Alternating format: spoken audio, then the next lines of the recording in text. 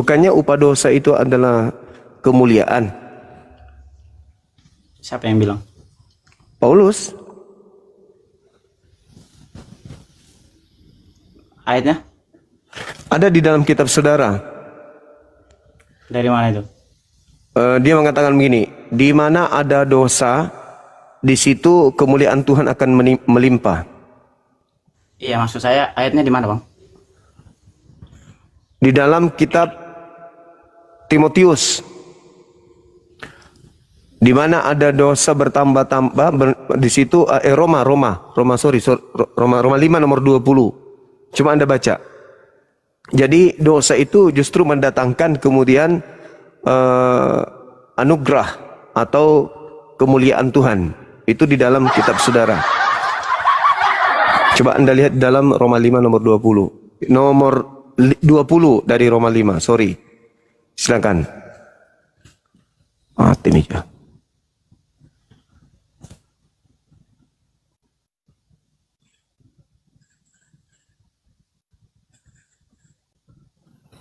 Roma 5 ayat 20, Bang. Iya.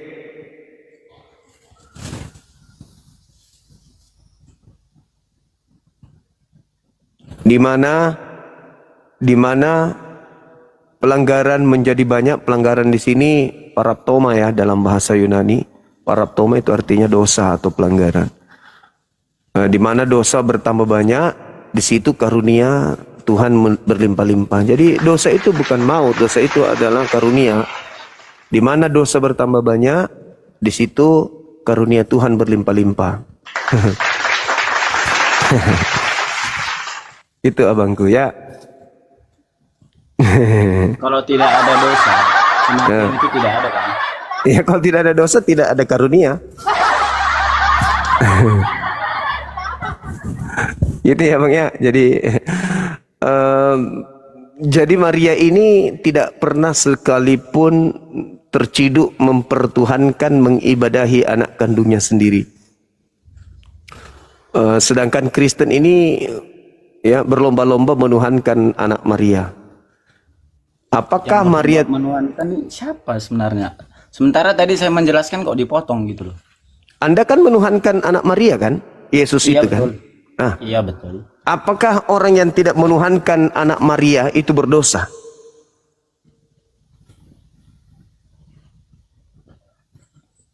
Ya manusia kan memang berdosa, Bang. Walaupun Ya, sekalipun dia nggak menyembah atau menyembah yang namanya manusia itu tetap berdosa. Enggak, itu doktrin. Enggak ada itu doktrin buatan kalian sendiri tuh. Sekarang pertanyaan saya, apakah orang yang tidak menyembah anak Maria itu berdosa?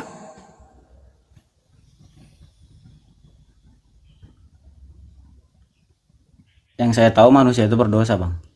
Kalau tidak menyembah anak Maria? Kalau tidak menyembah, ya harusnya berdosa. Berdosa. Berarti Maria berdosa dong ya? Ya bukan berarti begitu. Lah, dia tidak menyembah anaknya. Tapi dia menyembah Allah, Bang. Iya menyembah. Kalau menyembah Allah, Yesus juga menyembah Allah. Ya makanya tadi saya jelaskan, Abang. Maria menyembah Elohim. Ya udah sekarang giliran Anda kalau gitu. Tolong tunjukkan di mana Maria menyembah anaknya, silakan. Kalau menyembah anaknya tidak ada, tapi kita harus mencari dasarnya dulu, keilahian Allah itu, Bang. Dari mana asalnya Yesus itu dipertuhankan gitu. Di Yohanes 1 ayat 14, Bang.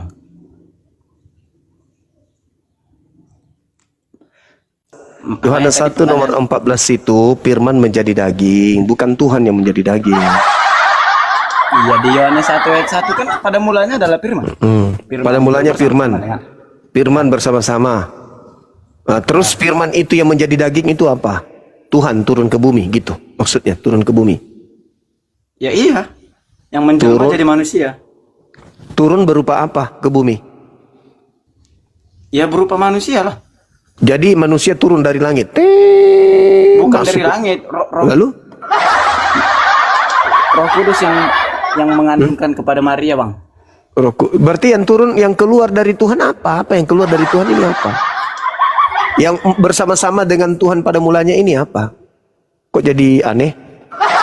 Katanya tadi firman keluar dari mulut Tuhan, dari Tuhan. Yang keluar dari Tuhan ini apa? Manusia, daging. Yang turun dari surga daging. Bukan, menurut Tuhan. Bukan. Kan, Allah itu Bukan. kan ada Tritunggal, Bang. Berarti bukan Yesus dong yang turun dari langit? Loh, kok bukan istilahnya seperti abang lah. Loh, gimana Saya yang mana tanya yang abang betul? dulu. Apakah abang punya roh? Saya punya roh. Apakah abang punya pikiran? Saya punya ide. Punya daging? Punya Sekarang Anda sendiri ada berapa? satu. Ya udah. Ketika kemudian roh saya terpisah dengan daging saya, apakah saya masih bisa disebut Tuhan manusia? Ya rohnya manusia dong. Apakah saya masih bisa disebut manusia? Rohnya manusia, Bang. Allah juga punya roh.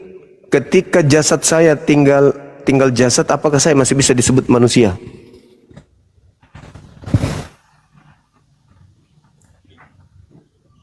Ya kan memang gimana jelas? Ya gimana Anda mau menjelaskan? Nggak bisa. Nggak bisa Anda menjelaskan. Itu cuma akal-akalan aja dari Anda. Ketika Tuhan berfirman kepada Gabriel, Gabriel menyampaikan firman itu kepada seorang wanita bernama Maria. Apa firman itu? Hamillah, lahirkanlah seorang anak. Itu firmannya.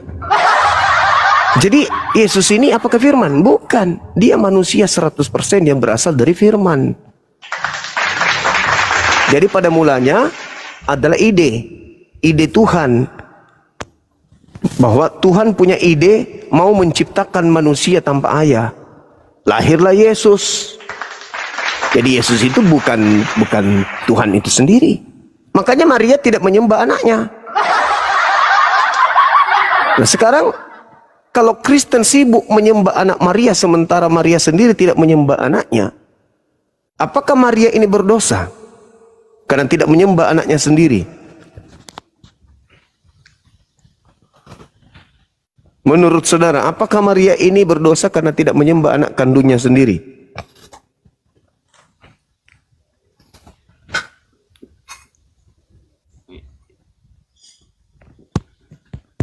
Jadi yang Anda maksud itu Allah itu seperti apa?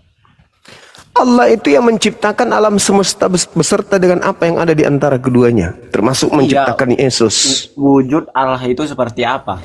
Tidak ada yang tahu wujud Allah itu seperti apa. Kenapa tidak ada yang tahu sementara di Alkitab tertulis loh? Di mana tertulis wujud Tuhan?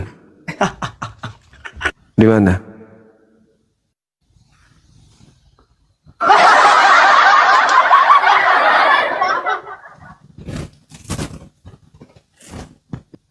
Ini memang rata-rata hotel begini bang, lama-kelamaan makin kesini makin kesono mereka ya. Iya, karena kita geledah isi perut mereka. Mimbar gereja, kita geledah buku-buku di gereja yang ada di lemari gereja itu kita bongkar habis. Ya jadinya kayak gini. Saya Ya, kan, pada robek akalnya memang. Kemarin ini kan mereka tidak pernah terganggu, mereka nyaman menyembah Yesus, mereka merasa inilah yang benar doktrin. Ya, cuman doktrin aja mereka ini. Tidak pakai akal. Kalau pakai akal kita coba bawa ke sini. Berakal enggak mereka ini? Kira-kira. Akal-akalan aja kan? Akal-akalan. Ya, sepertinya mereka berakal, tapi akalnya robek. Bocor. Perlu dilas, perlu Iya, dilas. Bocor. Kejadian 1 ayat 27 bang, coba dibaca bang. Kejadian 1 nomor 27. Ya. Itu Dia wujud diminta. Allah loh. Di mana dikatakan wujud Allah di situ?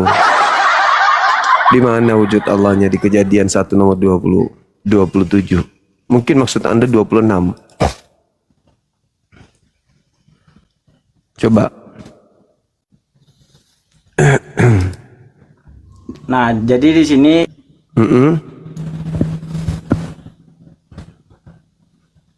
Kalau Anda membawa 27, berarti Tuhan itu ada berjenis kelamin perempuan, ada berjenis kelamin laki-laki. Kalau Anda mengatakan Tuhan itu wujudnya sama seperti manusia, manusia ada laki, ada perempuan.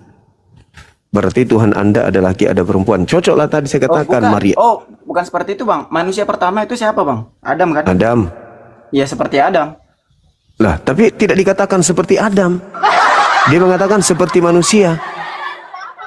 Itu kan asal-usul penciptaan, Bang. Penciptaan manusia. Iya. Baiklah kita menciptakan manusia. Manusia. Tidak disebut Adam. Manusia di situ siapa? Adam dan Oke, istrinya. manusia pertama siapa? Adam. Ya udah. Loh, tadi katanya serupa dengan manusia. Ya memang serupa dengan Hawa manusia enggak? Hawa manusia enggak? Hawa itu dari tulang rusuk, Bang. Iya, sekarang Hawa ini manusia tidak? Ya manusia. Nah, berarti serupa enggak dengan manusia? Yang pasti Allah itu wujudnya Laki-laki. Laki-laki. Berarti dia punya kelamin. Ya punya lah.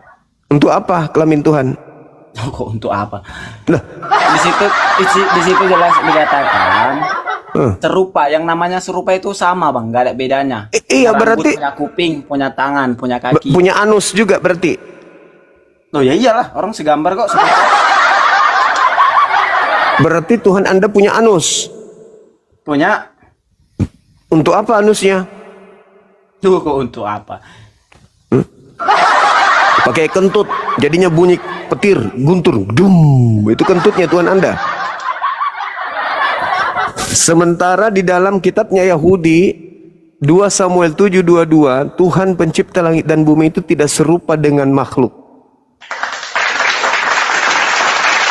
Tidak serupa dengan manusia. Kok Anda mentafsirkan kitabnya Yahudi begitu? Itu kan bukan kitab Anda. Itu kitabnya Yahudi. Anda tafsirkan sesuai dengan doktrin Roma. Dewa menjelma menjadi manusia. Itu ajaran Romawi, Katolik. Sedangkan Tuhannya orang Yahudi dikatakan di dalam 2 Samuel 7:22, Tuhan itu tidak serupa dengan manusia. Inilah kesalahan fatal yang dilakukan oleh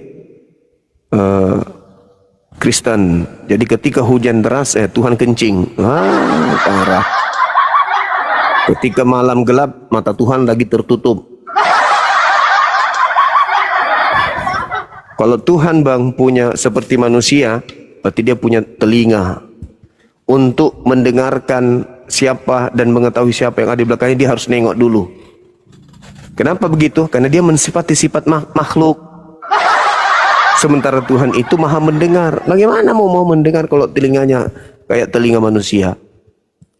Maha melihat. Bagaimana kalau matanya seperti mata manusia terbatas, telinganya terbatas, punya rambut, berarti dia butuh sampo. Tubuhnya seperti, wujudnya seperti manusia, berarti dia butuh pakaian, pakai sepatu, pakai sendal, butuh sempak juga. Bahaya ini. Ada anusnya berarti dia makan. Ada anusnya berarti ada lambung. Ada lambung berarti ada usus. Usus berarti ada limpa, ada hati, ada mama Menrasa yang gue tahu. Inilah konsep yang paling konyol yang dianut oleh agama Kristen, di mana agama Kristen ini bukan ajaran Yesus Kristus anak Maria. Ini adalah ajaran Paulus yang menerima bisikan dari padang gurun. Jadi kembali kepada tema, saudara, yang lebih tahu tentang Yesus, anaknya Maria, adalah ibunya Maria sendiri. Maria lah yang tahu tentang si bayi yang dilahirkannya, apakah dia Tuhan atau bukan Tuhan. Kalau sekiranya anaknya itu adalah Tuhan, dialah manusia pertama yang akan mempelopori kemudian pengajaran khotbah di tengah-tengah Bani Israel. Wahai Bani Israel, anakku ini adalah Tuhan, sembahlah dia.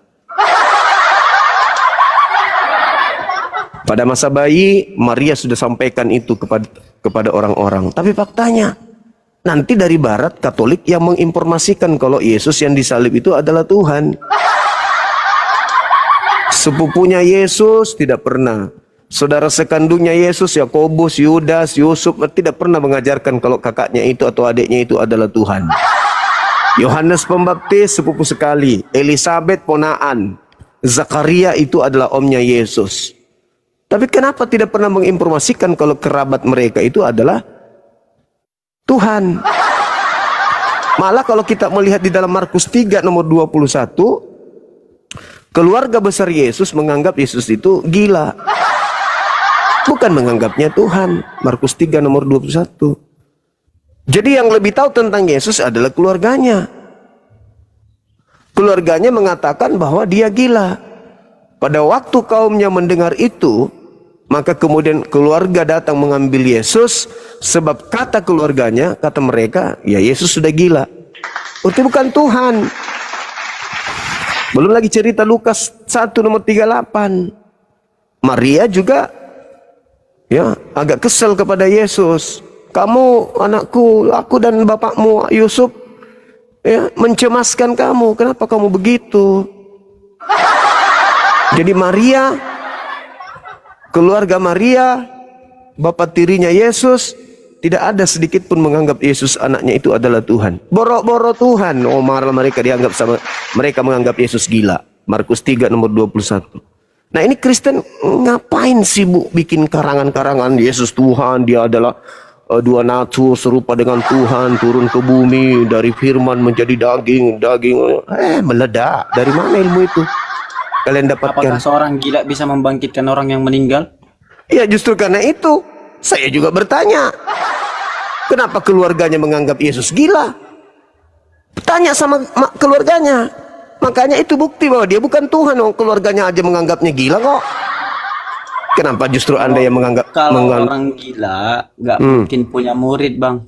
Ya udah, kau sampaikan kepada keluarganya. Kan yang tahu Yesus, siapa Yesus ini kan keluarganya, bukan Ngapain ente. saya tanya keluarganya? Anda yang Ya karena bercerita, keluarganya Anda menganggap dari Yesus mana? gila. Karena Anda keluarganya, dapat cerita dari mana? Markus 3 nomor 21. Di situ tidak ada kata-kata yang mengatakan keluarga Yesus bahwa Yesus itu gila. Baca dulu, coba Anda baca. Berani nggak Anda baca? Markus Berani berapa? nggak Anda baca? Markus 3 nomor 21.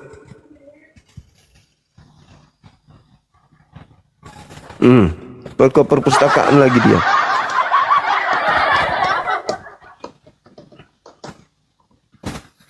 Berat, memang berat. Karena Anda melantik anaknya orang jadi Tuhan. Oke, itu kan masih anggapan manusia. Anggapan keluarganya. Keluarganya menganggap Yesus ini gila.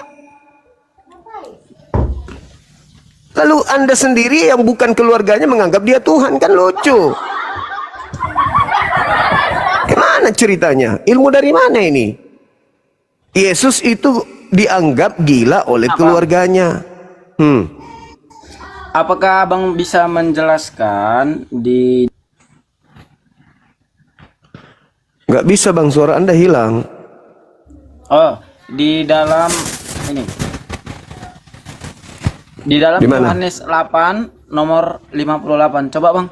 Saya coba dijelasin dulu itu.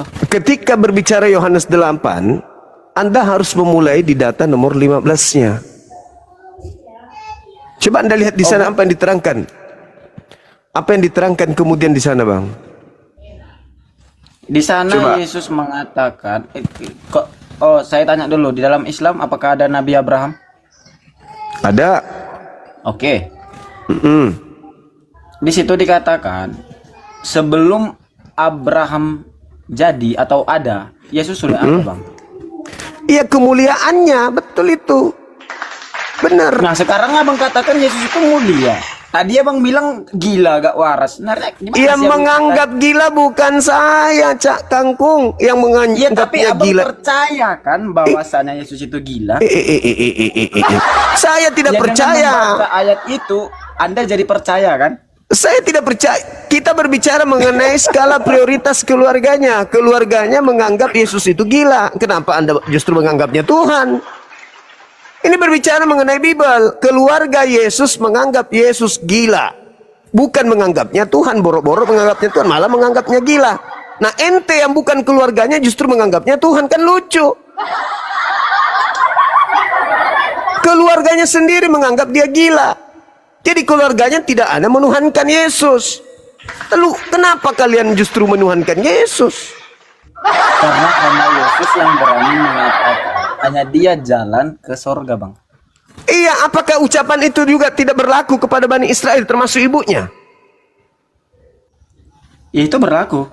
Nah, kenapa ibunya tidak menuhankan Yesus, anaknya? Karena Maria sudah tahu bahwa dialah Allah, anak. Terus Allah kenapa dia nggak sembah kalau begitu? Kenapa dia nggak sembah anaknya?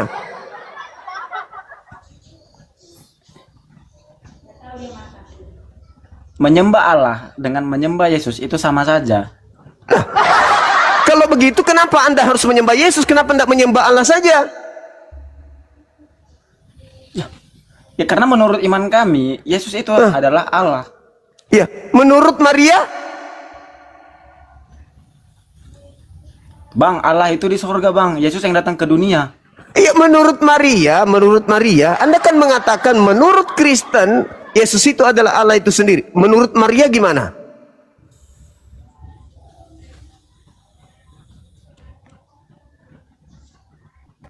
Kan Anda sendiri yang ngomong ngarang-ngarang cerita.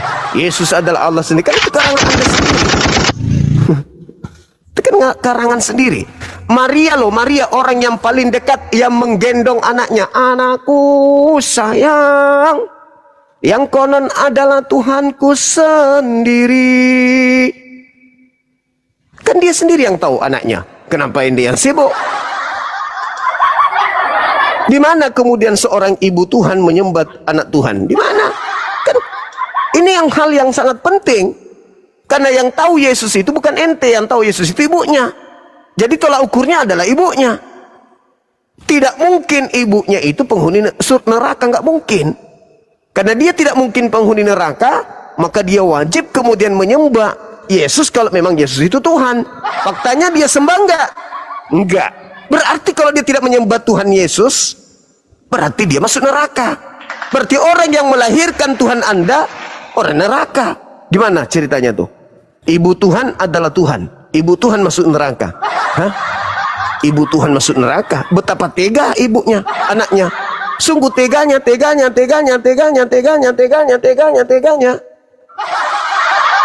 Aku yang melahirkanmu. Aku juga kau masukkan ke neraka. Apa balas budimu? Aku yang membesarkanmu, aku yang mengandungmu, tapi aku tidak menyembahmu. Kau balas aku dengan neraka. Aku tidak pernah menyembah anakku sendiri. Jadi hukuman untuk aku apa? Neraka apa surga? Surga. Nepotisme berarti. Tuhan nepotisme. Mentang-mentang ibunya, meskipun tidak menyembahnya, masukkan ke surga. Ya, katanya Tuhan maha adil. Cobalah pakai logikanya dulu. Pakai logika. Jadi sekarang itu pendeta, pastor, oh paling jauh. Yesus adalah Tuhan kita, nenekmu kiper. Oh Maria sendiri yang anaknya kok nggak pernah kayak gitu kali. Maria jangankan mengatakan dia adalah Tuhan, dia nganggap malah anaknya gila. Kalian ini sadar nggak sih? Yang tahu Yesus itu adalah ibunya. Yang tahu lubang pantatnya, yang sedih mencucikan, yang mandikan, semua itu adalah ibunya. Percaya sama saya. Apakah ibunya ini mati, meninggal dunia sebelum Yesus ini kemudian lahir ke dunia? Tidak. Maria ibunya membesarkan sampai pada kenabiannya. Pada saat kemudian dia sampai kepada titik terakhir, ibu kandungnya menemaninya. Pertanyaannya, ibu kandung yang menemaninya ini menyembah tidak Yesus?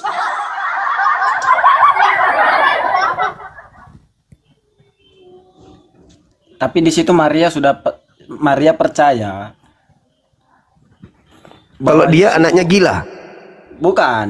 Nah itu dalilnya begitu. Markus 3 nomor 21 tadi kan jelas itu. Borok-borok menganggapnya Tuhan, yang dianggapnya gila. Sekarang begini, yang lebih tahu tentang Yesus siapa? Anda atau ibunya? Itu dulu. Dan kalau Yesus itu adalah Tuhan, maka orang pertama kemudian yang harus dia selamatkan supaya dia dituhankan, ibunya. Ibunya dong. Hah? Jadi dia nggak pilih-pilih. Cukup jadi dia membiarkan percaya. ibunya masuk neraka gitu. Oh enggak. Maria juga percaya kepada Yesus, Bang. Percaya sebagai orang gila. Anak Allah. Di mana Maria mengatakan anaknya adalah anak Allah? Di mana? Coba. Pada saat malaikat datang menghampiri dia, memberitahu, engkau akan mengandung seorang anak laki-laki. Engkau akan menamainya Yesus. Terus? Jadi situ kan malaikat memberitahu. Iya, apa yang dikatakan kemudian oleh Maria? Maria akan Apa? mengandung anak Allah. Di mana dalilnya mengandung anak Allah? Parah kali, bah. Marah ini. Kamu akan mengandung dan melahirkan seorang anak, hendaklah engkau menamai dia Yesus. Anakmu, kata malaikat Gabriel. Anakmu itu anakmu. Jadi dia bukan Tuhan. Gitu kawan. Maria memang mengakui ini anaknya ini adalah anak suci yang dikandung karena izin Allah, izin Tuhan. Tapi Maria tidak pernah mengajarkan, tidak pernah kemudian mempraktikkan bahwa yang dilahirkan ini adalah Tuhan. Hanya Kristen. Sehingga pola ini terjadi. Maria punya anak disembah oleh orang Kristen. Karena orang Kristen menganggap dia adalah Tuhan. Nah, supaya kita tahu apakah Kristen ini betul, tanya ibunya, "Weh Maria, ya paman, apakah anakmu itu adalah Tuhan pencipta langit dan bumi? Apakah kau menyembahnya?" Tidak.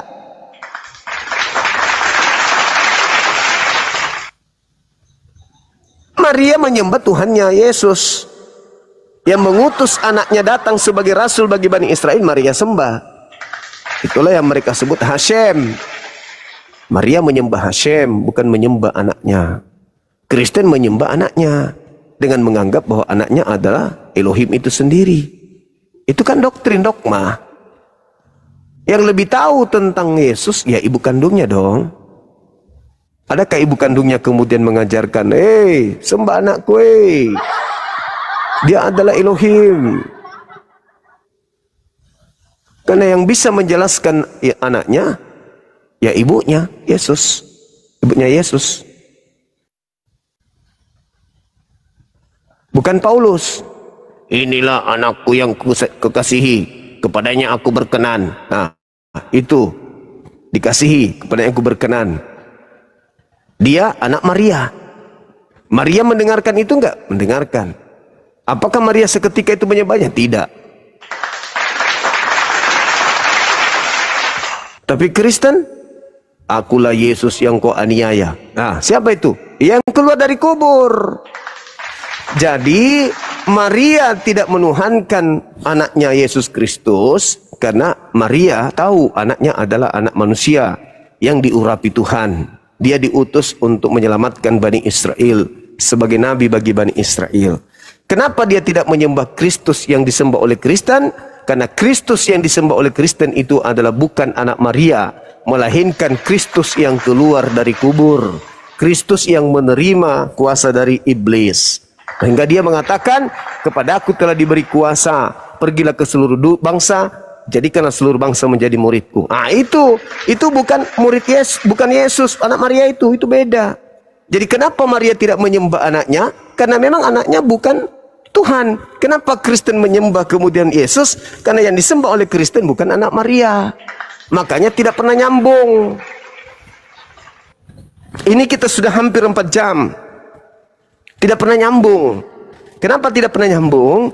Karena saya mempertanyakan Maria dengan anaknya yang adalah manusia. Sedangkan kalian menyembah Yesus Kristus yang bukan anak Maria. Anda sulit untuk menyambungkan antara Maria dengan anaknya dengan Kristus yang Anda sembah. Anda sulit. Kenapa sulit? Karena memang sejatinya antara Maria dan anaknya dengan Kristus dan Paulus itu adalah menceritakan dua Yesus yang berbeda. Yesus anak Maria bukan Tuhan. Dua Dia Yesus yang utusan. berbeda. Satunya lagi mana, Bang? Ya yang kau sembah itu. Yang satu lagi? Anak Maria. Lah, Itu dua oknum yang berbeda. Siapa yang bilang? Paulus yang bilang. Paulus. Iya. Sekarang kutanya, Maria melahirkan manusia atau bukan? Iya betul, Yesus manusia Ah. 100%. 100%. Yang datang kepada Paulus manusia atau bukan? Manusia. Di mana dalilnya? Di mana dalilnya? Intinya yang kami percaya, yang mengatakan itu malaikat sendiri. Paulus mengatakan Yesus Kristus yang datang kepadanya itu bukan manusia. Galatia 1, nomor 1, nomor 11, nomor 12.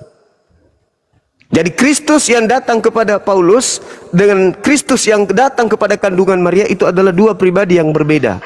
Paham? Yang keluar dari perut Maria itu adalah Kristus manusia. Yang keluar dari kubur yang mendatangi Paulus itu adalah Kristus yang bukan manusia. Mana buktinya? Galatia 1, nomor 1, nomor 11, nomor 12. Itu adalah Kristus yang berbeda. Makanya Yesus mengatakan kepada muridnya, dengar. Oke. Makanya Yesus berkata kepada murid-muridnya, waspadalah kepada Yesus palsu. Jadi ketika ada yang berkata ada Yesus di gurun, ada Yesus dalam bilik, kata Yesus apa? Jangan kau percaya, itu bukan aku. Matius 24. Yang Anda katakan tadi bukan Kristus manusia. Iya. Paulus yang katakan. Paulus yang bilang. Iya, maksud saya itu bukan Kristus manusia. Iya. Sedangkan Kristus yang datang kepada Maria adalah Kristus manusia. Iya, bentar dulu, Bang. Pertanyaan saya aja. Iya. Yang abang maksud tadi bukan Kristus manusia. Yang datang ke Paulus. Iya, bukan Kristus manusia. Iya. Berarti di dalam Lukas 2 ayat 11 malaikat berbohong dong. Enggak, itu anak Maria itu. Ya udah, itu anak Maria mengatakan dia Tuhan, Bang. Tidak ada dikatakan Tuhan di situ. Lukas 2 ayat 11. Saya bacakan. Pada hari ini telah lahir bagimu juru selamat, Kristus Tuhan di kota Daud. Ya, jelas kan Nah. Tuhan. Iya, Kristus Tuhan, maksudnya Kristusnya Tuhan. Kristusnya Tuhan gimana? Itu pakai tanda Kristus baca, itu apa? Bang. Ada koma, Bang. Kristus itu apa? Kristus adalah Ya, itu makanya abang tengok di situ ada tanda bacanya loh. Itu Kristus Tuhan bukan itu digambar, terjemahan, Bang. itu terjemahan Indonesia, itu terjemahan Indonesia. Ya. Bahasa aslinya itu bukan, tidak ada koma. Bahasa Yunani itu tidak pakai koma, tidak kenal koma. Sekarang definisi Kristus apa? Yang aslinya itu mana? Kristus adalah, tunggu dulu, Kristus adalah, Loh, kok abang motong-motong jadinya?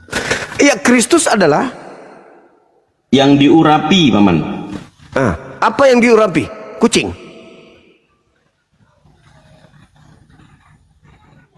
Manusia, Paman. Manusia. Siapa yang mengurapi? Tuhan.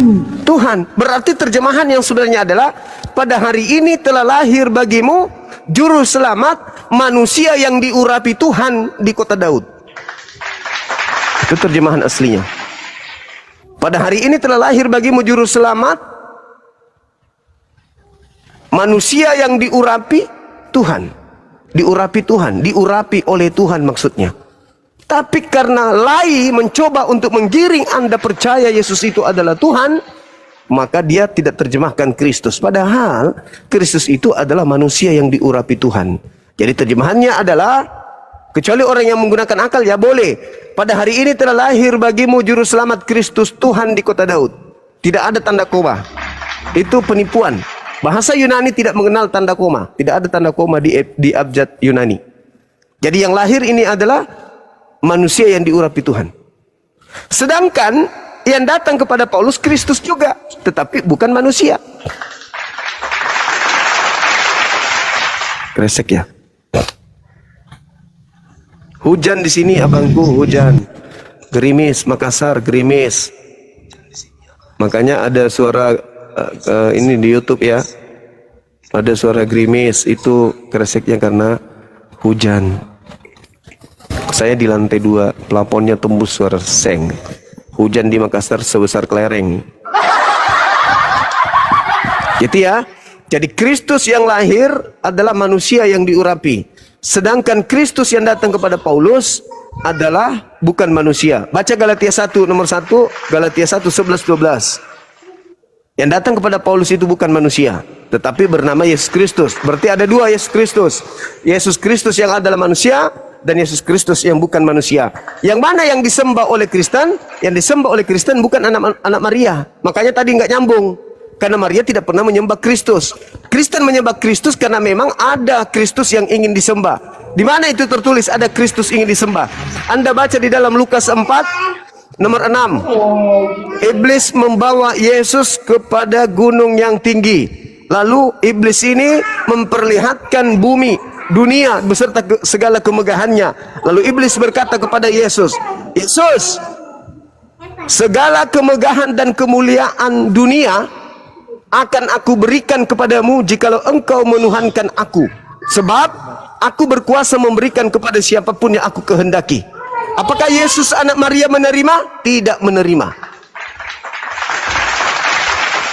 Lalu siapa yang menerima kuasa dari Yesus? Dari iblis? Makhluk yang dikubur. Yang keluar dari kubur. Begitu dia keluar dari kubur, dia katakan apa? Kepada aku telah diberi kuasa di bumi, pergilah jadikan seluruh bangsa menjadi muridku. Itu siapa itu? Yesus tidak, anak Maria tidak. Itu siapa? Yang menerima kuasa ini siapa? Kristus palsu. Itulah yang saudara sembah. Makanya Maria tidak menyembah anaknya. Maria sayang anaknya, iya, tapi dia tidak menuhankan.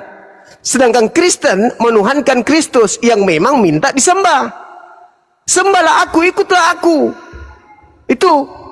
Makanya Paulus mengajarkan barang siapa yang berkata Yesus Kristus adalah Tuhan, maka dia akan diselamatkan. Maksudnya Yesus Kristus yang datang kepada Paulus. Anak Maria tidak pernah datang kepada Paulus, tidak pernah. Anak Maria tidak mengenal Yesus. Anak Maria tidak mengenal Paulus. Makanya Yesus mengatakan, waspadalah kepada penyesat yang datang kepadamu dengan memakai nama Yesus Kristus. Mereka akan menyesatkan banyak orang. Di ajaran kami tidak ada dua Kristus, Bang. Jadi Anda tidak percaya ketika Yesus mengatakan sebab Kristus palsu. Anda tidak percaya itu? Kalau itu ada. Berarti ada Kristus lain daripada Kristus anak Maria, betul? Itulah yang palsu itu, bukan Nah Kristus itu anak Maria. makanya saya ulang lagi. Berarti sekarang Anda sudah percaya bahwa ada dua Kristus? Ada, dua Kristus ada. Cuman yang palsu keluar dari anaknya bagus. Ada dua Kristus. Tepuk tangan lagi sekali lagi. Anda sudah masuk di situ berarti. Pemahaman Anda sudah mulai masuk. Ketika Anda sudah mengatakan ada Kristus palsu ini manusia atau bukan manusia? Bukan manusia. Bukan manusia. Yang datang kepada Paulus manusia atau bukan manusia? Yang datang sama Paulus bukan manusia. Nah, berarti dia adalah Kristus palsu atau asli? Yang berhubungan dengan Paulus itu bukan Kristus yang asli. Ya, bagus. Mantap. Anda mungkin keseleo lidah, tapi itu Tuhan yang menunjukkan Anda itu. Yang datang kepada Paulus itu bukan Kristus asli, bukan. Kan Yesus mengatakan dalam Matius 23, apabila ada orang berkata ada Kristus di gurun, ada Kristus di dalam bilik, kata Yesus apa? Jangan kamu percaya. Ketika Paulus mengaku bertemu dengan Kristus di bilik, nasihat Yesus, jangan kau percaya. Kapan kau percaya kamu akan tersesat? Makanya kembali kepada tema kita, kenapa Maria tidak menuhankan Kristus? Karena memang anak Maria tidak pernah minta untuk disembah, untuk dituhankan. Kenapa Paulus dan in the gang Kristen menyembah Kristus? Karena memang iblis minta untuk disembah. Loh, kok iblis mengaku Kristus? Yes, karena Yesus sendiri mengatakan, waspadalah kepada Kristus palsu. Berarti ada Kristus palsu dan Anda sudah iakan. Saya kira cukup saudara, Anda boleh istirahat, Anda boleh rehat sejenak, renungkan, pikirkan. Sejauh mana Anda memahami, kemudian ya Anda dalami betul-betul Bible, khususnya Matius 24. Anda dalami baik-baik. Matius 24, Matius 7, dalami baik-baik. Matius 15, dalami baik-baik. Anda akan sampai kepada kebenaran. Oke, saya rasa kasih begitu. buat semua. Ya, Saya pamit dulu. silakan. Iya, Mantap. makasih Bang. Sehat selalu. Pasien selanjutnya.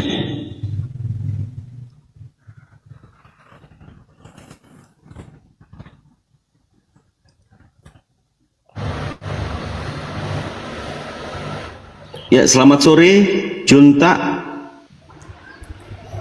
Sore, Om. Oh iya, dari Kristen atau Muslim, Bu Junta?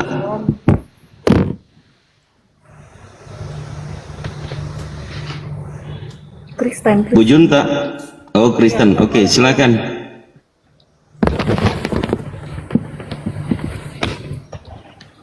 Ini temanya tadi apa ya?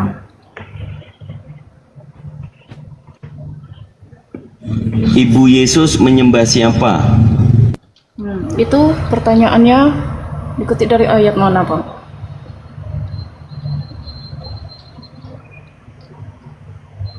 Dari mana abang-abang sekalian tahu kalau Ibu Yesus tidak menyembah Yesus? Sementara sebelum Yesus dikandung, malaikat juga sudah menyampaikan kepada Maria bahwa dia akan mengandung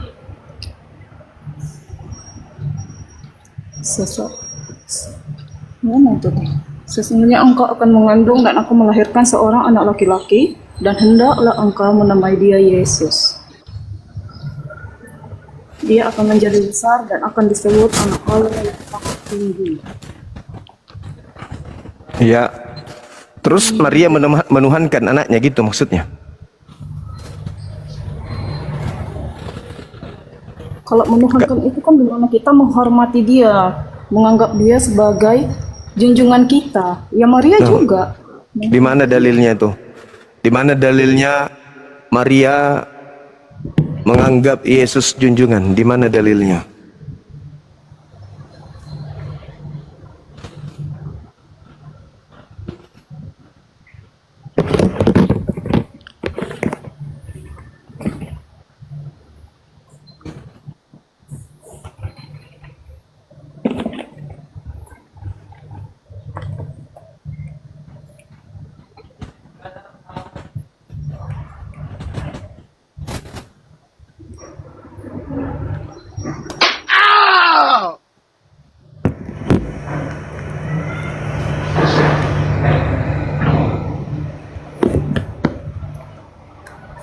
Itu dalilnya itu sudah lama kali tidak dipelajari kemana dia. Kalau Ibu Yesus tidak menyembah Yesus sebagai Tuhan, Abang juga dapatnya dalilnya dari mana? Dari mana Abang bisa buat opini seperti itu? Karena yang datang kepada Maria itu hanya manusia yang dia kandung. Dari malaikat yang menyampaikan kepada dia, yaitu Roh Kudus atau Gabriel, engkau akan mengandung seorang anak laki-laki, bukan Tuhan. Engkau akan mengandung Tuhan laki-laki atau bapak laki-laki, itu nggak ada. Itu sudah bukti. Dan memang tidak ada bukti Maria menyembah anaknya sendiri.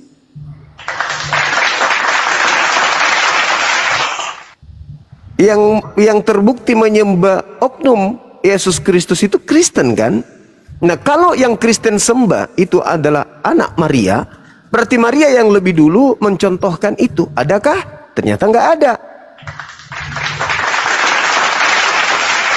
Maria punya wewenang Bang mengajari. Kenapa?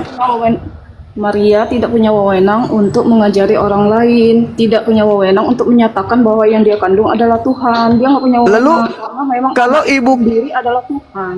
Kalau ibu kandung sendiri tidak punya wewenang mengajarkan anaknya adalah A dan B atau C, lalu siapa yang punya wewenang mengajarkan tentang Yesus bahwa dia adalah Tuhan? Yesus itu sendiri. Di mana Yesus mengajarkan kalau dia adalah? Di mana Yesus? Mukjizat. Dia sudah mulai itu langsung dia melakukan mukjizat itu karena dia diberi kewenangan oleh Tuhannya untuk ia lakukan. Kisah para Rasul 2 nomor 22, Yohanes 5 nomor 36. Ada kesaksianku yang lebih penting dari kesaksian Yohanes Pembaptis, bahwa segala pekerjaan yang aku lakukan, pekerjaan itu yang aku lakukan sekarang. Dan pekerjaan itu yang bersaksi bahwa aku adalah utusan Tuhan, bukan Tuhan. Jadi mujizat yang Yesus lakukan untuk membuktikan kalau dia adalah utusan Tuhan, bukan Tuhan itu sendiri. Nah sekarang, apakah mujizat yang dilakukan oleh Yesus itu tidak disaksikan oleh ibu kandungnya? Disaksikan. Kenapa ibunya tidak menuhankan kalau begitu? Kalau hanya gara-gara mujizat sampai dia Tuhan, kenapa ibunya tidak menuhankan anaknya? Ibunya menganggap dia Tuhan loh Bang. Di mana dalilnya ibunya menganggap Ada juga anaknya? dalil yang menyatakan bahwa Maria tidak menganggap Yesus itu Tuhan. Loh, Justru dia dengan sangat tidak menuhankan dia, berarti tidak menganggapnya Tuhan. Dengan tidak menuhankan, berarti dia tidak menganggapnya Tuhan. Nah, sedangkan Kristen menuhankan Yesus Kristus. Dari mana dalilnya? Siapa yang ngajarin? Sedangkan yang lebih tahu Yesus adalah ibu kandungnya sendiri.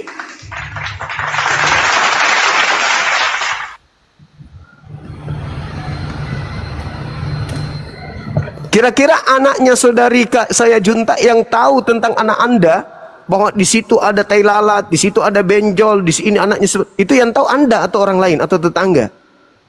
Anda kan? Iya. Nah, tentang Yesus seperti konsep Kristen, yang lebih tahu Kristen atau ibunya? ibunya yang tahu. Ibunya yang tahu. Anak-anak. Kalau begitu, kenapa ibunya tidak menuhankan? Yesus itu dari kecil sampai dia berumur 30 tahun dia layaknya. Kenapa ibu yang lebih tahu tentang anaknya tidak menuhankan selayaknya Kristen menuhankan Yesus Kristus? Kenapa? Dia memanggil Yesus Tuhan sewaktu Di mana Yesus, di mana Maria memanggil anaknya Tuhan? Di mana?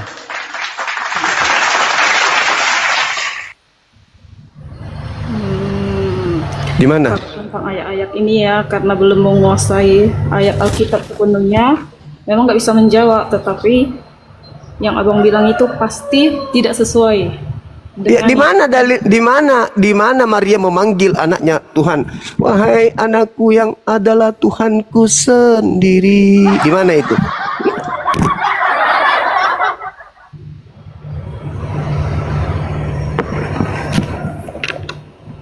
Tuhan, tetek nan. Tuhan, sini. Tuhanku di sini. Tetek sama ibu, gitu. Apa Maria sudah gila juga? Bukankah Maria justru yang gila itu dianggapnya Yesus? Markus 3 nomor 21. Sekarang ibunya ikut-ikut gila gitu. Bang Afida, barakallahu fikum. Yang lebih tahu tentang anak Anda adalah Anda sendiri. Yang lebih tahu tentang anak Maria adalah Maria itu sendiri. Bukan Kristen yang muncul 2000 tahun berikutnya dengan buku-buku yang Maria sendiri tidak tahu tentang buku itu.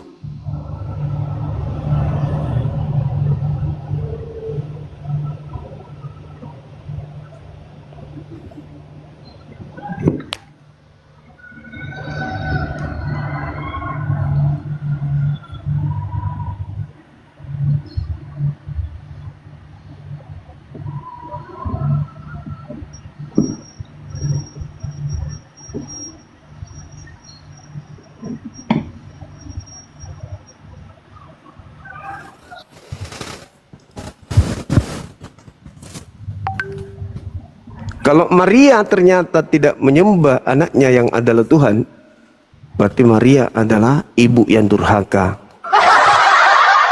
Apakah bisa ibu durhaka kepada anak?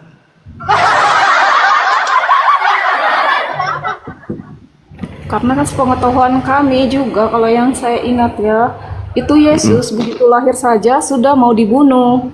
Jadi wajar saja Yesus ini masih diamankan oleh ibunya, karena banyak orang-orang apa ya, orang Herodes apa orang apa itu yang cari-cari setiap anak laki-laki yang akan dibunuh. Jadi memang Yesus ini disembunyikan. Justru ketika dia lahir, orang-orang Majus mau datang menuhankan dirinya. Iya, tapi Raja Herodes mendengar. Begitu mendengar kabar itu, jadi dia disuruh lari ke Israel untuk bersembunyi bersama Yusuf juga kan bapaknya, tapi kan bukan bapak kandung ya. Jadi maksudnya Tuhan ketakutan, ibu Tuhan ketakutan kalau Tuhan ini dibunuh sama orang gitu maksudnya. Ya, memang udah disuruh pergi. Memang sudah disuruh pergi. Ya, terus kenapa disembunyikan kalau dia adalah disembunyikan kalau dia adalah Tuhan? Karena dia masih bayi. Memang Kan pada masa ujung-ujungnya dulu anak-anak laki-laki, semua yang anak laki-laki yang lahir dibunuh. ya ujung-ujungnya kan lebih bagus lagi kalau dibunuh untuk nebus dosa. Yang nggak gitu konsepnya. Berarti nanti manusia belum tahu segala firman yang dia curahkan. Ya, Segala firman yang apa? belum Apa ada yang- kalau misalnya gini? Kalau misalnya dia mati, dibunuh pada saat dia bayi, kan tujuannya ke dunia ini untuk menebus dosa manusia katanya.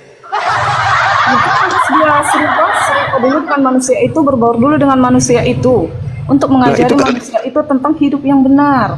Lah hidup benar gimana? Kan sudah menebus dosa biar hidup tidak benar. Kalau dosa sudah ditebus buat apa lagi hidup benar? Kalau manusia tidak menyaksikan dosa, percaya. Kan Dosa dihapuskan dengan darahnya Yesus. Siapa yang kemudian hidup di dunia sebagai manusia keturunan Adam, dengan darah Yesus semua dosa sudah ditebus kan? Anda baca di dalam kitab saudara 1 Yohanes 1 nomor 2. 1 Yohanes 2 nomor 1. Kan jelas itu. Anak-anakku, janganlah engkau berdosa. Tetapi ketika engkau berdosa, ada Yesus yang mendamaikan dosa kita. Bukan hanya dosa kita, tapi dosa dunia. Dosa dunia loh yang ditebus. Jadi ketika dia mati pada saat bayi, ya dosa dunia ditebus. Bebas. yang nggak ada yang percaya, belum ada, dia itu belum melakukan apa-apa pada saat dia Lalu melakukan buat itu. lalu buat apa? Lalu buat apa dia datang kalau dia milih-milih gitu loh. Buat apa kalau dia datang milih-milih? Sedangkan apa yang dituangkan kemudian itu tidak masuk akalnya manusia. Yang mengimani, ya masa dia masuk akal. Dia kan bukan Di mana coba? Di mana masuk akalnya Tuhan datang ke bumi bunuh diri untuk nebus dosa manusia sementara dia adalah Maha Pengampun? mengancam yang sudah membunuhnya. Tetapi Iya. kan dia memperingatkan kepada orang-orang yang berbuat dosa. Dia menebus dosa dengan cara bunuh diri, itu apa faedahnya coba? Kan dia bukan bunuh kan- diri, Bang, dibunuh oleh orang-orang yang jahat, yang serakah. Dia datang tahu enggak tujuannya datang ke bumi? Ya untuk menebus dosa manusia. Dengan cara dibunuh. Melakukan jalan yang benar. Dengan cara dibunuh. Itulah cara yang dilakukan manusia yang Ya jahat. berarti dia tahu kalau dia akan datang, dan kalau dia datang pasti dibunuh. Berarti dia sudah tahu. Begitu dia datang pasti dibunuh, berarti dia tahu datang bunuh diri. Iya, tetapi kan tidak langsung dibunuh. Dia harus melalui Melalui semua apa? penderitaan itu, derita cambuk, derita begitu. pengkhianatan. Begitu syarat menghapuskan dosa itu dia harus dicambuk dulu. Itu bukan syarat Diludahin. menghapus dosa, Bang. Lalu apa? Bukan syarat menghapus dosa. Lalu apa? Apa ilmu yang bisa kita dapatkan? Apa ilmu yang bisa kita dapatkan? Dicambuk, diludahi, ditampar, ditonjok, ditelanjangin, digantung, ditombak. Apa itu? Ajaran apa itu? Apa yang bisa kita dapat dari situ? Apa yang bisa kita petik? Orang serakah lah itu, yang jahat itu, yang membunuh Ya dia itu. apa yang bisa dipetik dengan Tuhan ditombak, Tuhan diludahin, Tuhan kamu ditonjok? hidup- Janganlah kamu hidup menurut kedaginganmu agar apa Ya yang Tuhan, terjadi Tuhan, padamu tidak Tuhan loh, Tuhan. Luar biasa nggak kalau Tuhan itu ditampar? Luar biasa nggak? Ya, itulah supaya manusia bisa tahu betapa besar pengorbanannya buat manusia ini. Lah, nggak ada pengorbanan kalau Tuhan. Ya, itulah pengorbanannya. Apakah berarti jika Tuhan itu mati? Berarti nggak Tuhan mati? Berarti dia, buktinya banyak manusia yang sadar. Yang berarti itu kalau manusia yang mati. Manusia mati untuk manusia lainnya itu baru berarti. Tapi kalau Tuhan yang mati untuk manusia, nggak ada yang berarti di situ, namanya Tuhan. Ya, berarti lah, biar manusia itu hidup lurus sesuai dengan yang difirmankannya. Berarti Bagaimana ceritanya? Bagaimana ceritanya berarti? Bagaimana ceritanya? Bagaimana ceritanya berarti Tuhan mati? Bukankah Tuhan itu bisa menghidupkan dirinya sendiri? Bukankah Tuhan itu maha hidup? kan dia bangkit lagi. Iya, berarti tidak ada artinya. Tidak ada artinya berarti. Yang berarti itu kalau manusia mati untuk manusia, itu baru hebat. Setelah kematiannya baru berita tentang kebesarannya baru menyebar ke seluruh dunia. Terbukti bahwa dia Kenapa memang bukan ibunya sendiri? Kenapa bukan ibunya sendiri yang mengajarkan itu? Kenapa bukan ibunya? Maria itu tidak punya hak atas atas Yesus karena dia Loh. juga kan dianugerahkan, dikaruniakan. Bukannya dia yang pertama kali didatangi oleh malaikat? Ya, Bukankahnya dia? Untuk mengandung Yesus ini. Nah, setelah itu dia tidak tahu. Setelah itu dia tidak tahu kalau anaknya ini adalah Tuhannya, gitu. Ya dia sudah tahu itu anak yang sudah diutus Tuhan. Diutus Tuhan atau Tuhan? Mana yang betul? Sudah tahu itu. Maksudnya apa ini? Dia Tuhan atau utusan Tuhan? Gimana sih? Dia Tuhan, Allah itu sendiri. Dia Tuhan adalah Allah Menuhankan Tuhan itu itu. kan kita mengagungkan dia. Iya, artinya Maria tahu kalau anaknya ini adalah Tuhan itu sendiri. Ya tahulah dia. Di mana itu? Di mana dalilnya? Makanya dia nggak- Di mana apa-apa, dalilnya? nggak berani berbuat apa-apa. Di mana Makanya dia- dalilnya? Dalil. Dan Di mana Yesus dalil? ditangkap saja, Maria hanya bisa menangis. Maria tidak bisa berbuat apa-apa karena dia sudah tahu. Di mana dalilnya? Maria tahu kalau yang dia kandung itu adalah Tuhan. Di mana dalilnya? Ya, sewaktu dia didatangi malaikat Ya kan itu, yang ketika datang malaikat dikatakan anak, bukan Tuhan. ya, karena Dikatakan dia anak manusia yang kau kandung itu adalah anakmu. akan mengandung anak laki-laki. Nah, anak laki-laki dikandung berarti anak manusia atau bukan? Ya dia manusia lah, orang dia mau serupa Ya, dengan- anak manusia. Terus mana pengetahuannya bahwa dia adalah Tuhan? Ya dari segala pengajarannya, dari segala Iya, kejadian. tadi katanya anak manusia kok berubah jadi Tuhan. Selama dia hidup, sebelum dia disalibkan. Tadi katanya diberitahukan kalau yang lahir ini anak manusia, kok jadi Tuhan?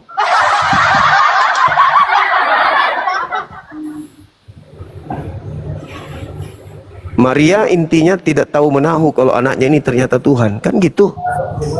Sudah tahu. Di mana dalilnya? Malah kalau Anda membaca Markus 3:21, ibunya menganggapnya orang gila. Markus 31. Markus 3:21. Markus 3 ayat 21.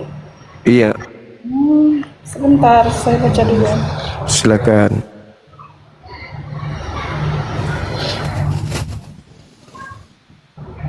Waktu kaum keluarganya mendengar hal itu, mereka datang hendak mengambil dia. Sebab kata mereka, ia tidak waras lagi. Mengambil dia ini, mengambil siapa? Kembali Yesus. Kemudian Yesus masuk. Tapi kan ayat sebelumnya, kemudian Yesus masuk ke rumah, ke sebuah rumah. Maka datang orang banyak berkerumun pula, sehingga makan pun mereka tidak dapat. Waktu kaum keluarganya mendengar hal itu, mereka datang hendak mengambil dia. Sebab kata mereka, Sebab? ia tidak waras oleh Taurat yang datang dari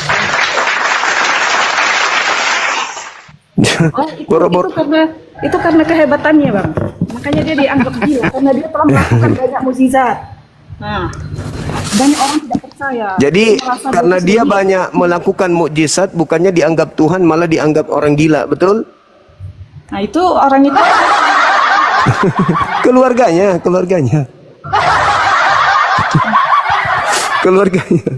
Yesus keluarganya melakukan. di situ. Lah. Nomor 21-nya itu siapa rupanya? Bukan keluarganya. Keluarganya ketika melihat Yesus anaknya ini melakukan banyak mujizat, bukan menganggapnya Tuhan, menganggapnya orang gila. Karena itu kan ahli-ahli Taurat itu, ahli-ahli Taurat yang lain, ini jadinya tidak Keluarganya lagi loh. orang tersebut semenjak Yesus ada di situ. Keluarganya loh, keluarganya. Keluarganya termasuk oleh ahli-ahli Taurat yang ada di situ. Iya, keluarganya. Makanya ahli Taurat pula Anda sebutkan. Berarti ahli Taurat ada nggak memahami Tuhan datang ke bumi memberikan mujizat? Yesus mengajarkan dirinya utusan Tuhan, bukan Tuhan. Maka ditolak. Tapi keluarganya justru menganggapnya gila. Kan gitu. Ya karena apa yang dilakukan Yesus itu kan di luar dari kemampuan manusia. Ya harusnya kan sama seperti Musa, tapi Musa tidak dianggap gila. Ini kok malah dianggap gila. Ya, karena yang menangkap dia itu yang orang gila, Bang. Hah? Yang mau Mana nangkap dia dalil? itu yang orang gila. Berarti Makanya Anda dia bisa buat seperti itu. Berarti Anda punya utang budi kepada orang gila yang telah membunuh Tuhan Anda sehingga dosa Anda ditebus. Karena mereka ya Nah, umpamanya kita nggak bisa terima tentang kemajuan seseorang, kita bilang dia itu udah gila, angkat singkirkan gitu. Padahal Berarti sebenarnya tidak. berarti mereka tidak menganggapnya Tuhan tapi menganggapnya gila. Mana yang betul ini? Itu bukan keluarganya Yesus. Loh, di situ dikatakan keluarganya, keluarganya datang, keluarganya waktu keluarganya mendengarkan hal itu, mereka keluarganya datang hendak mengambil Yesus, sebab kata mereka Yesus sudah tidak waras lagi. Kaum keluarganya, Yesus itu tidak punya keluarga. Dia cuma terlahir dari ibunya itu, bahkan ibunya Oh, sendiri. jadi ibunya Yesus bukan keluarganya. Iya, Eh, bisa ada ikatan keluarga karena dia sebenarnya yang gila ini bukan Yesus, Anda yang gila. Masakan ibu kandungnya sendiri dikatakan bukan keluarganya? Betul.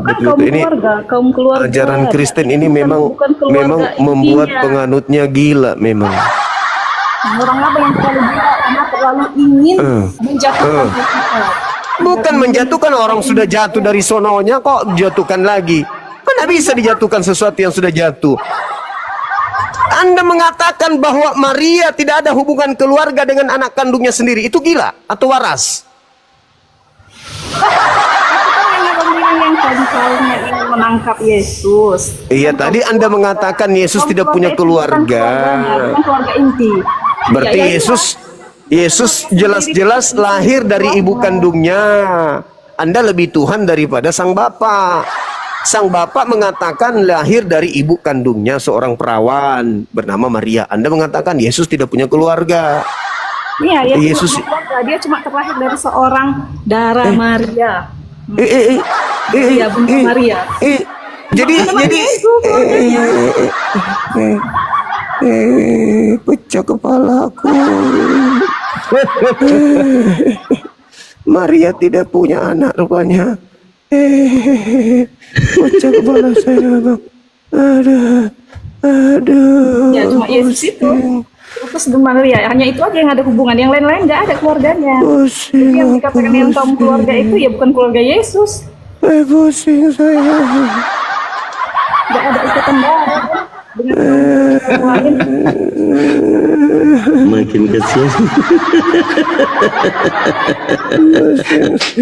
Betah banget ya Bang Juma dari tadi, oh ketawa betah banget gitu.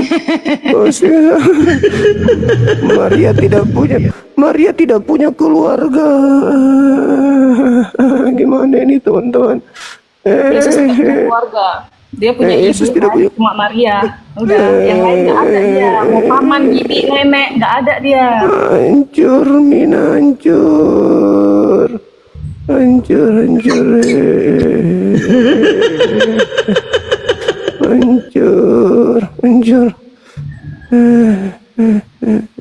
Menderita saya kok buat dek. Bentar. Oh, setengah mati tak saya berpikir kok buat. Jadi juntak ini gejala awalnya apa ya begini ya? Nggak tahu. Coba lah. Jadi bahas yang lain juntak. Yesus nggak punya ibu ya? Dia punya ibu, nggak punya keluarga lain. Ibunya itu keluarganya nggak? Ya ibu aja. Nggak, itu dianggap tidak, keluarga atau bukan? Terikat seperti di dunia ini loh Bang. Tidak seperti di dunia ini, ayah, ibu, nenek. Dia nggak ada ikatan seperti itu. Mati Mija. Punya adik dia, Bu. Punya adik juga dia. Sebenarnya Tidak kandung. jelas-jelas dikatakan di dalam kitab saudara Markus 3 nomor 21 itu sanak keluarganya sendiri. Dikatakan inilah silsilah Yesus. Sekarang dia tidak punya keluarga. Bagaimana ini teman-teman?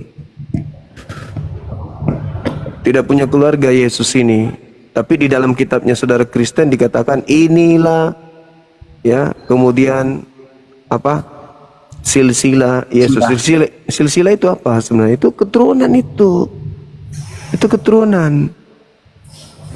Pusing juga kita dibuat dari ini. bangsanya. Di mana Salah jalan? terjemahan. Mati Mija. Hancur Mina.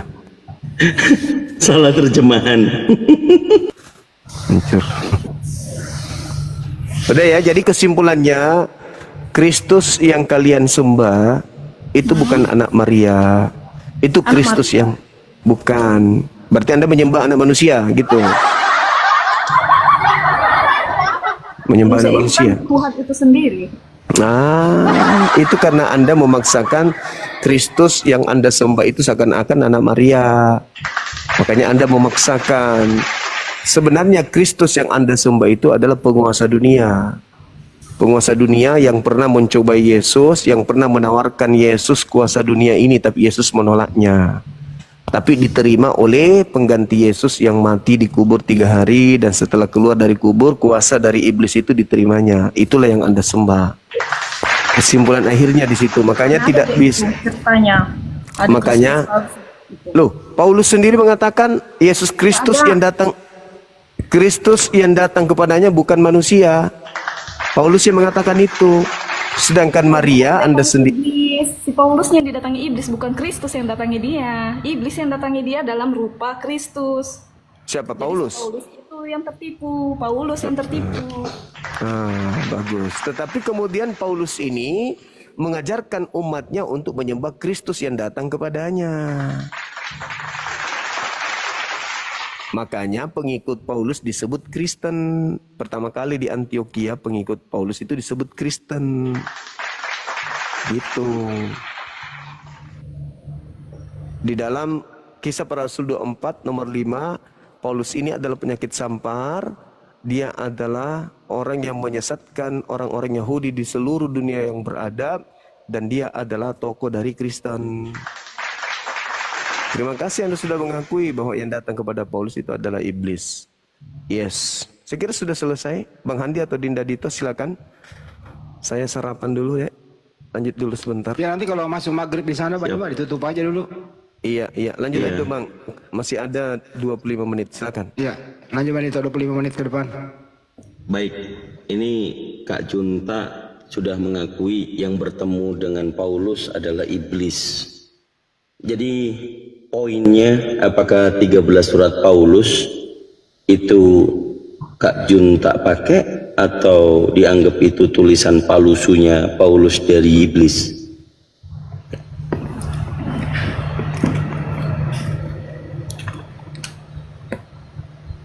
Kak? Jadi kalau kakak tadi udah mengakui yang datang kepada Paulus adalah Kristus yang iblis, surat-surat Paulus kan ada banyak di dalam Bible, ada 13. Itu kakak imani sebagai firman Tuhan yang datang kepada Paulus atau bukan? Masih digunakan atau tidak? Yang dari Paulus.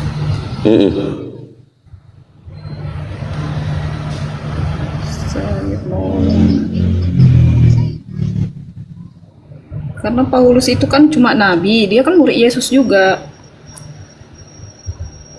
Katanya tadi kakak bilang yang bertemu dengan Paulus itu Kristus yang iblis. Itu kan yang tadi karena kata Bang Juma, yang datang padaku adalah Kristus palsu. Ya pada saat ya si Paulus mengatakan itu, ya memang dia bertemu dengan Kristus yang palsu. Ya, pada saat dia pencobaan, ya pada saat dia tadi di padang gurun perjalanannya ke Damsyik, kan pertama kalinya Paulus itu mengaku bertemu dengan Yesus atau Kristus yang iblis itu, betul? Kisah Para Rasul pasal 9 nomor 3, nomor 4, nomor 5. Nah, yang mengaku datang sebagai Yesus itu Kak Junta mengakui itu yang iblis atau yang mana nih? Kisah Rasul 9. Sebentar ya Bang, saya kan ya, nggak hafal. Nomor 3. Iya, silakan. Ayat 3.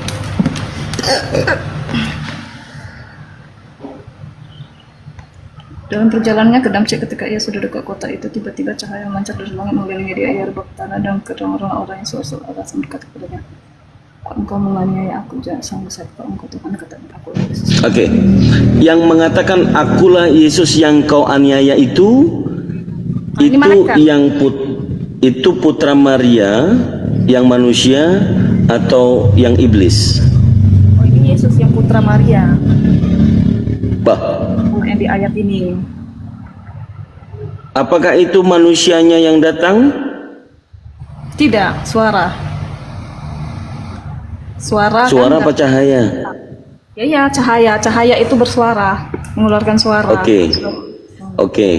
Pada saat Yesus sebelum terangkat ke langit, Lukas 24 nomor 3, di situ murid-murid bertanya kepada Yesus tentang kedatanganmu dan hari akhir dunia. Yesus menjawab, waspadalah. Waspadalah, jangan ada yang menyesatkan kamu.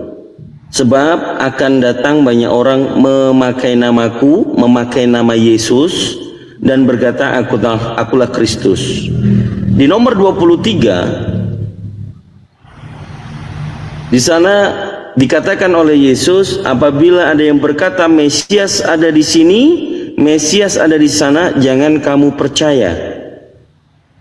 Kemudian di nomor 26, apabila ada orang yang berkata Mesias ada di padang gurun atau di dalam bilik, jangan kamu percaya. Jadi kalau ada yang datang mengaku Mesias atau Kristus di padang gurun, menurut Yesus kamu percaya atau jangan kamu percaya? Percaya. Dari perkataan Yesus kamu percaya atau jangan kamu percaya? Matius 24 nomor 26. Percaya ucapan Yesus itu, janganlah kamu percaya bahwa ada, itu menunjukkan tidak ada Yesus lain, hanya ada satu Yesus. Jadi kalau ada yang lain-lain, misal nih ya, aku jumpa nih di Jakarta nih, aku keturunan Nabi, aku keturunan Yesus, gitu jangan dipercaya, tidak ada Yesus lain. Yesus hanya satu. Pada saat Paulus bertemu yang katanya adalah Yesus, apakah Yesus sudah ada di bumi? Sudah, dia kan muridnya. Siapa? Paulus, muridnya Yesus. Hah? Muridnya Yesus ada berapa, Kak? Yang bertemu di padang gurun itu kan mengaku, akulah Yesus yang kau aniaya itu. Nah, di Matius 24 murid-murid bertanya, tetapi Yesus menjawab, camkanlah baik-baik, aku sudah mengatakan terlebih dahulu kepadamu, apabila ada orang yang berkata Mesias ada di padang gurun, kamu percaya atau jangan kamu percaya, kata Yesus. Jangan dipercaya. Nah, Paulus tadi mengatakan bertemu dengan Kristus, Yesus di padang gurun. Cahaya, dalam bentuk cahaya, Iya. bersuara. Iya, itu kamu percaya atau jangan kamu percaya, katanya Yesus. Itu dipercaya. Hah? Kok bisa? Jadi Kak Junta ini mengikuti perkataan Yesus atau mengikuti perkataan Paulus? Menurut perkataan Yesus. Kalau mengikuti perkataan Yesus, jangan kamu percaya.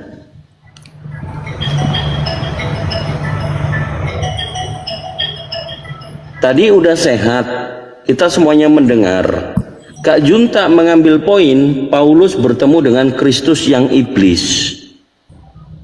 Ya, berdasarkan Galatia pasal 1, nomor 1, nomor 11, nomor 12. Nah, awal mulanya dia mengatakan bertemu dengan Yesus di padang gurun. Sementara murid-murid sudah diperingatkan oleh Yesus, apabila ada orang yang berkata kepada kalian, ia melihat Yesus di padang gurun, jangan kamu percaya. Untung saja di KPR tidak ada perjumpaan murid Yesus dengan Paulus. Kalau murid-murid Yesus ketemu dengan Paulus, Paulus kemudian berkata, "Hei Petrus, hei Yohanes, Yakobus, dan lain-lain, kalian, aku bertemu dengan Yesus loh di padang gurun." Murid-murid akan percaya atau tidak percaya? Kalau dibilang bertemu, ya tidak percaya. Tetapi kalau dia bilang, Yesus telah berfirman kepadaku, baru kita percaya. Itu, Bang. Yang berfirman kepada Yesus, yang berfirman kepada Paulus bukannya tadi iblis? Ya itu Yesus. Kalau yang dalam rupa cahaya dengan suara itu Yesus. Kan dia tidak muncul. Tapi kalau Bang Juma bilang yang muncul bertemu dengan si Paulus, nah itu Yesus bukan. Ya kalau dia berupa berbentuk, ya pada saat di gurun itu, ya tidak mungkin Yesus. Oke, mundur lagi. Yang anak Bunda Maria itu yang manusia atau bukan manusia? Yang manusia. Yang bertemu dengan Paulus manusia atau bukan manusia? Paulus bertemu, tidak bertemu. Paulus dengar suaranya dengan cahaya, kiratan cahaya seperti malaikat kan. Ketika sudah bertemu itu bersama murid-murid lainnya, ya dia Yesus asli. Ini penampakan itu bisa dikatakan bertemu bukan sih? Tidak. Pertemuan itu kan harus ada langsung. Mata, kontak fisik itu baru namanya bertemu. Bagaimana yang mengatakan dirinya akulah Yesus yang engkau aniaya itu diyakini adalah Yesus. Sementara Yesus sudah berkata, apabila ia berkata, ia ada di padang gurun, jangan kamu percaya. Yang ianya di sini adalah Kristus palsunya. Itu kalau ada yang mengaku-ngaku akulah Yesus di tempat lain itu baru. Di KPR pasal 9 nomor 5 yang mengatakan akulah Yesus yang kau aniaya, itu mengaku-ngaku atau bukan? Enggak. Lah, coba dibaca coba. Yang tadi bukannya udah baca tuh. Saulus, Saulus, mengapa engkau menganiaya aku? Saulus menjawab, siapakah engkau, Tuhan? Akulah Yesus yang kau aniaya itu. Itu Yesus yang asli atau dia yang palusu? Yang palusu itu yang mengaku-ngakukan. Ayo, bisa yuk, bisa. Ada yang mengaku sebagai Yesus nggak di situ? Akulah Yesus yang kau aniaya. Nah gitu kan. Jadi Paulus mengakui dan kemudian menceritakan kepada Lukas penulis tentang kisahnya di padang gurun pada saat dia perjalanan ke Damsyik. Ada sosok cahaya yang bersuara, Saulus, Saulus, kenapa engkau menganiaya aku? Dan mengaku, akulah Yesus yang kau aniaya itu. Nah, oke sih Bang. Itu ada yang mengaku enggak?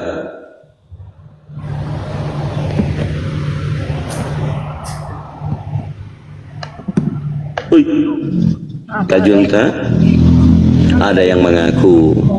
Kalau ada yang mengaku katanya di padang gurun, menurut Yesus tadi jangan kamu percaya atau kamu percaya?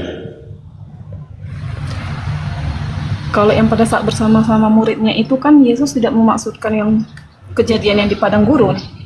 Dia mengingatkan murid-muridnya. Coba dibaca Lukas, dibaca Matius 24 nomor 25-26. Camkanlah, aku sudah mengatakan terlebih dahulu kepadamu. Matius 4 ayat. Jadi Matius 24 nomor 25, 26, 27.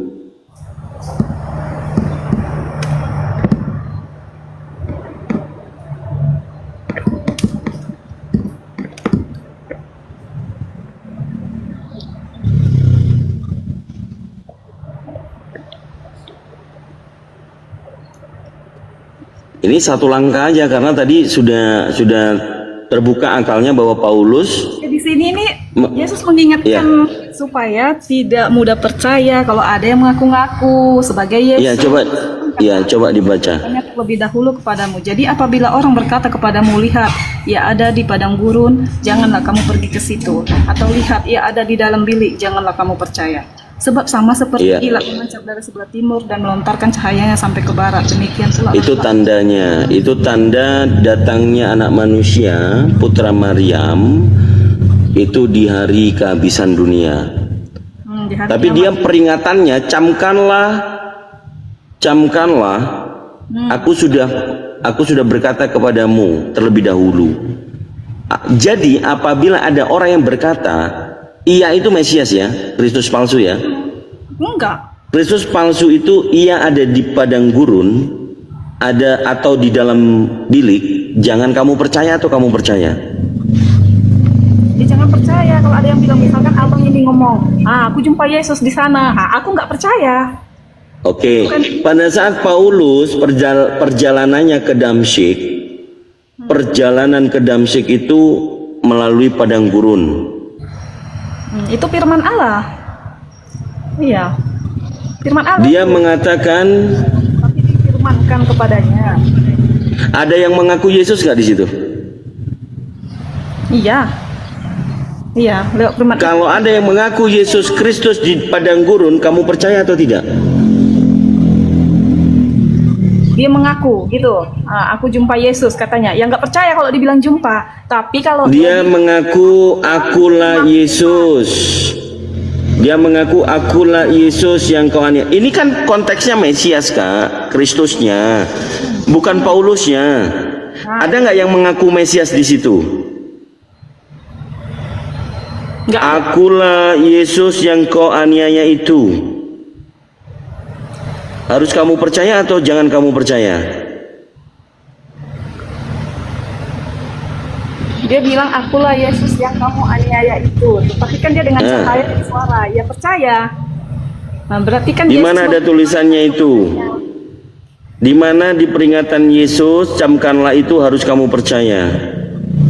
kalau ada yang mengaku-ngaku nabi. Nah, nabi.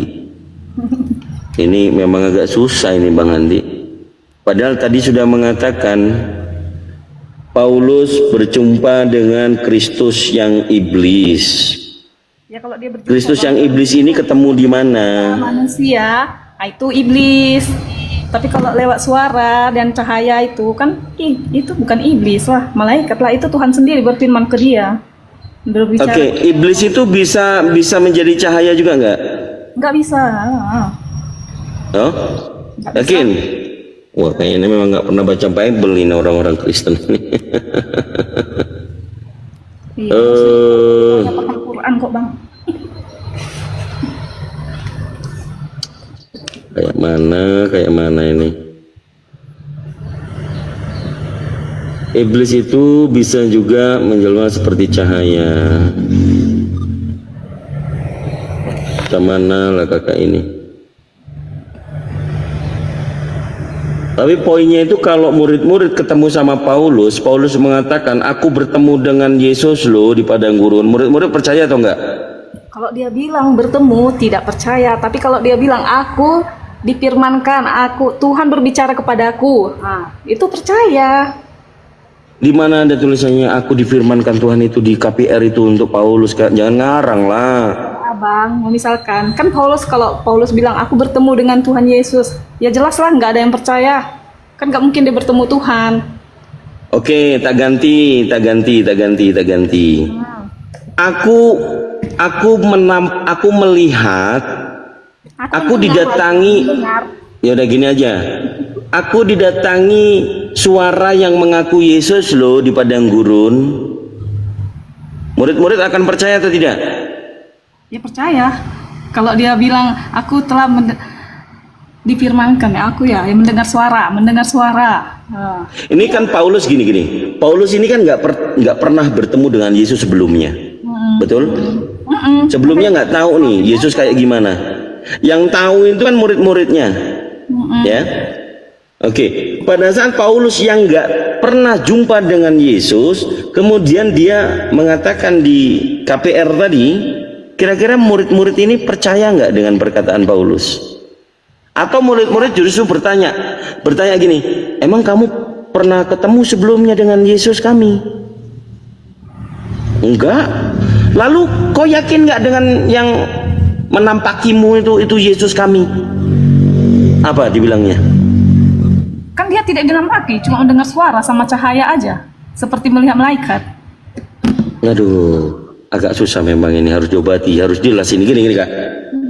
Yang bertemu dengan Paulus di padang gurun tadi yang mengaku Yesus, itu yang manusia anak Maria atau bukan?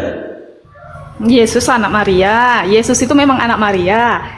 Tapi Yesus itu adalah Tuhan itu sendiri. Sebelum dia terlahir ke dunia, semua orang hanya bisa mendengar suaranya. Bukan, jangan kemana-mana, jangan kemana-mana. Konteksnya kita masih di KPR, kita masih di Kisah Para Rasul pasal 9 nomor 5. Paulus Ya kan? bisa menyampaikan, aku mendengar suara Yesus, atau Yesus berbicara kepadaku, menyampaikan kepadaku. Nah, itu bisa dipercaya. Bagaimana dia bisa mengkonfirmasi kalau itu Yesus yang asli?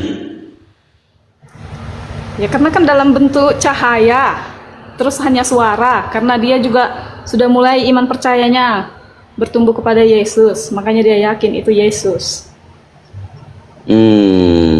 Yesus itu Kristus bukan?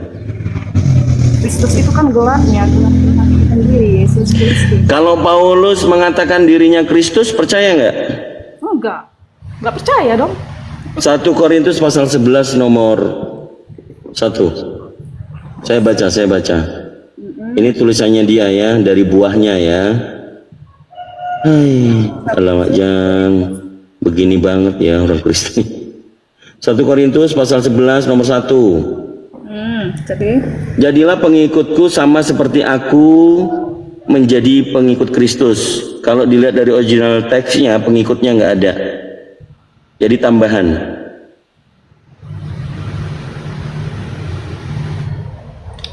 Jadilah pengikutku sama seperti aku menjadi Kristus. Itu pengikut Kristus itu pengikutnya palsu. Jadi tambahan yang dilakukan oleh LAI. Mana pula? Jadilah pengikutku sama seperti aku juga menjadi pengikut Kristus. Nah, dia ini kan menyampaikan kepada orang-orang yang sudah percaya kepada Yesus ini supaya percaya juga ke dia. Apa yang dia sampaikan adalah apa yang dia dengarkan dari Yesus. Itu doa maksudnya. Pengikut di situ tidak ada dalam original teksnya, Kak. Ini kan terjemahan. Jadi kalau nggak ada di original teksnya itu tidak ada. Jadi dia bilang aku iya.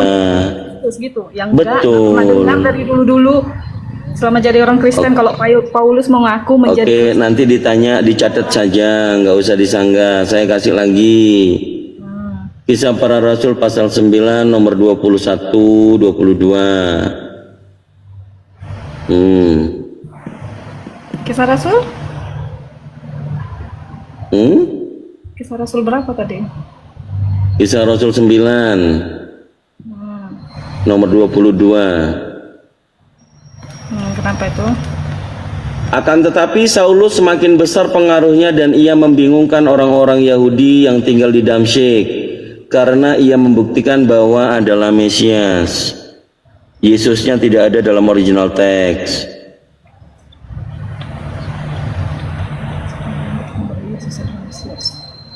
Ini maksudnya gimana? Akan tetapi Saulus semakin besar pengaruhnya. Semakin besar pengaruh si Paulus ini gara-gara tadi dia menyampaikan apa yang disampaikan Yesus. Oh ya, ini biar Alfi coba naik. Alfi yang bisa open cam ditunjukkan deh. Ya, bisa dibantu Alfi. Waalaikumsalam warahmatullahi wabarakatuh. Bisa kisah 922 ya? Ya.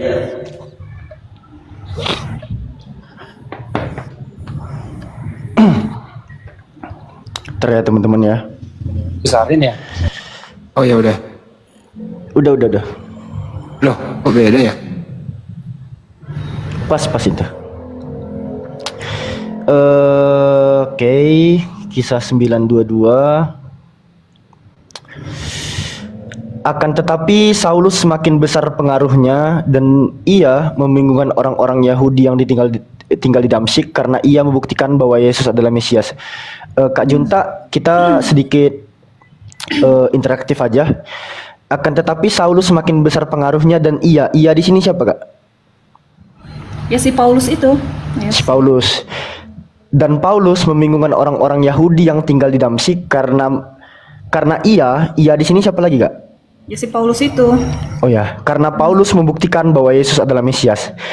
Kata Yesus di sini itu adalah hal yang diadakan oleh pihak penerjemah. Karena izin Kak ya, kenapa saya katakan begitu? Karena Kalau kita baca dari teks Greek koinenya, Saulus de Malon ene dunamauto kai sunekhinen tos yodaios tos katoi kontas en Damasco sumbi bazon hoti hotos estin ho Kristos. Yos itu kan artinya Yesus.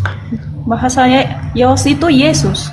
Bahasa Indonesianya Yesus. Yos itu bahasa apa itu yang kamu baca itu? Itulah Yesus. Nggak ada Yesus di sini, Kak.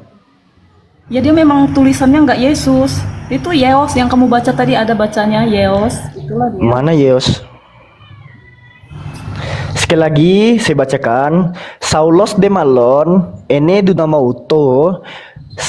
Saulus semakin dikuatkan pengaruhnya kai dan sunekhinen tos yodaios, membingungkan orang Yahudi tos katoi kontas en Damasco, yang bertempat tinggal di Damaskus atau di Damsyik, sumbi bazon, membuktikan, menginstruksikan, mengajarkan hoti bahwa houtos dia estin adalah ho Kristos. Jadi Kak, nama Yesus di sini tuh diadakan oleh pihak terjemah gitu. Aslinya itu dia di sini menggunakan kata ganti orang ketiga yang artinya adalah dia. Jadi kalau konsisten kata gantinya ini adalah kepada Paulus.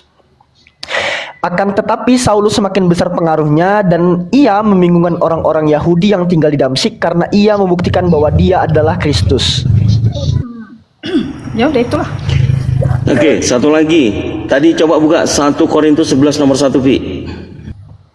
Pengikut itu ada nggak itu? 1 Korintus 11 nomor 1. Mimetemo gineste katos kago Kristo. Pengikut Kristus. Jadilah pengikutku sama seperti aku juga menjadi pengikut Kristus. Sebenarnya di sini masih bisa eksegesis Kang Dito. Namun kata pengikut memang nggak ada. Tapi kalau mengambil definisi daripada Kristo itu kan memang definisinya pengikut Kristus kan ya. Di sini masih bisa berkelit LAI-nya. Tapi di 922 tadi nggak bisa. Nggak bisanya Kisah. Iya, poinnya Kisah gini, Dek. 922. Iya, poinnya gini, Dek. Pengikut itu ada nggak di original teks itu? Di Nggak situ ada. saja. Kalau nggak ada, bacanya bagaimana? Kalau nggak ada 1 Korintus 11:1 ya. Jadilah pengikutku sama seperti aku juga menjadi Kristus. Nah itu.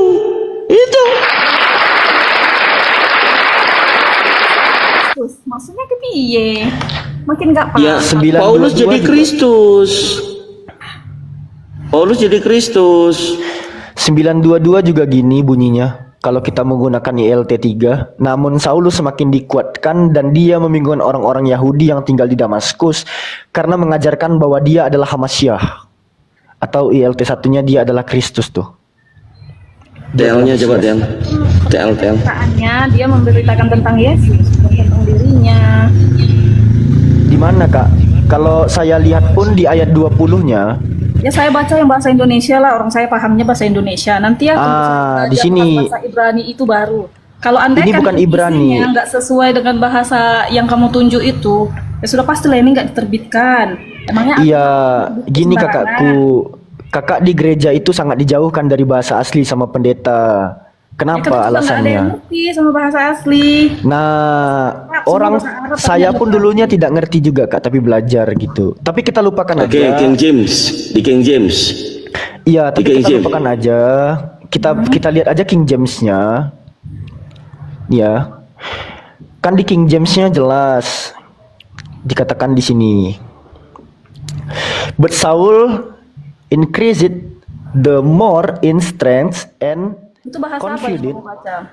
Nanti sama Inggris. orang-orang yang paham bahasa itu baru Itu bisa. KJV, udahlah jangan ditolak terus Junta. Kau jangan pura-pura bego di sinilah. Ini edukasi lu buat yang lain.